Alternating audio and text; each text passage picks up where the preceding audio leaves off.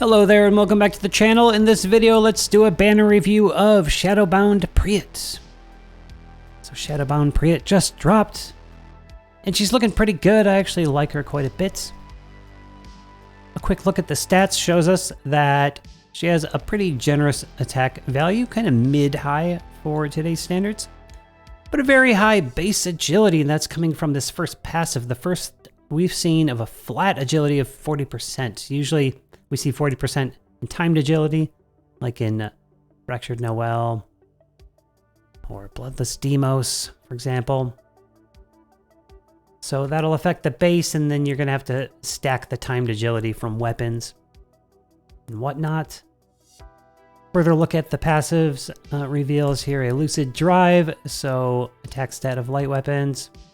And then Bold Vigor, a really nice 30% static Bold Vigor above HP 70%. And as an arena rusher, that will make her hit super hard. Very cool. Of course, it's going to be hard to get that. Don't forget, you need 4 copies of her to land that. And then a look at the character skill shows us that she's actually a very competent light team subjugation support. We have an attack buff, 45 seconds, and a light buff, 45 seconds, 30% and 20% respectively. At a C gauge, that will be very effective in subjugation, and I know that would help boost my scores if I were able to get a copy of her. And at that point, the Bold Vigor isn't necessary, but will help you get to knockdown faster, of course, if she doesn't get hit. Have fun resetting. All right. The debris, we have our second, known to me at least, second Bold Vigor debris. That's very valuable and very nice.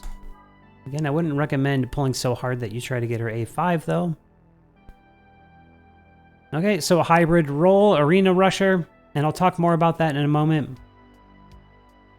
And also subjugation support for light team. Let's look at the weapon. So we do have a really nice light fist arena main hand that I like using quite a bit. This one's coming in with a really nice attack value, over 3,000. And then the more updated multipliers, 50 on a 5 hit, 55 on a 4 hit. The defense buff is kind of useless. 10-second buffs, whatever, but it's pretty par for the course for these arena weapons. I actually really like the other one. It's got a crit buff, and it's really nice against U-Deal, because U-Deal lowers your crit rate, right? So, I don't know, it's a tough sell. I think I would really still like to use that old one for that reason, but this one's going to be very powerful. And then the usual passives we'd expect. Lucid Boon and Timed Agility, 20%. Of course, I mentioned it's an arena main hand. Just to clarify, we have a 14-second cooldown and a 15-second cooldown on the skills. So, very cool. Once again, coming in as a hybrid role. Let's look at the rest of the banner. We have a light healing gun, and it's got the more modern, toughness, haste combo in the passives, which is nice, and this will be nice in Fateboard. It's got really nice HP. Other than that, it's just a really run-of-the-mill healing weapon, and it's like, are you really lacking any light healing weapons? That's for the longest time all we had was light healing weapons. I'm interested in how much this HP might help my Griff in Arena, but last season I didn't use Griff anymore. I always used U-Deal. So, but Griff can still be useful, and yeah, it can be raised to 100. So, yeah, possibly sub-weapon in Arena, maybe. Okay, moving forward, we have a 3-star weapon here that's like, it has a burst and a ripper. And then a really nice combo, Boon, Haste combo, but of course the 3-star value. So a sub-weapon if you don't have anything better, if you're still building your account once again. Should you pull, please save and just hold off. Even if you want to pull for her, just hold off. There's a live stream announced. We're expecting something big in June, a collab perhaps. And make sure that you don't spend your gems until you at least see what that is. And look at this, you also have over a month to pull for Priyet if you really want to go for her. We have until July 2nd. And regarding her usage as an arena rusher, I think as a light rusher, she might work the best as a standalone, as in being the only light wielder on the team. Let's say paired with Udeal on like a hybrid comp like that.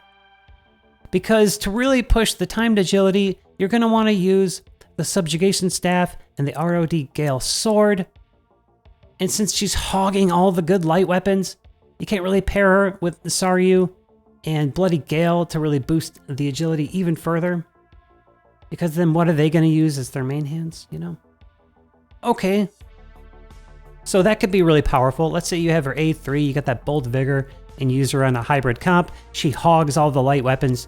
She either uses her own fist as a main hand, or that other one I mentioned with the crit buff, and then those 2 juicy sub-weapons.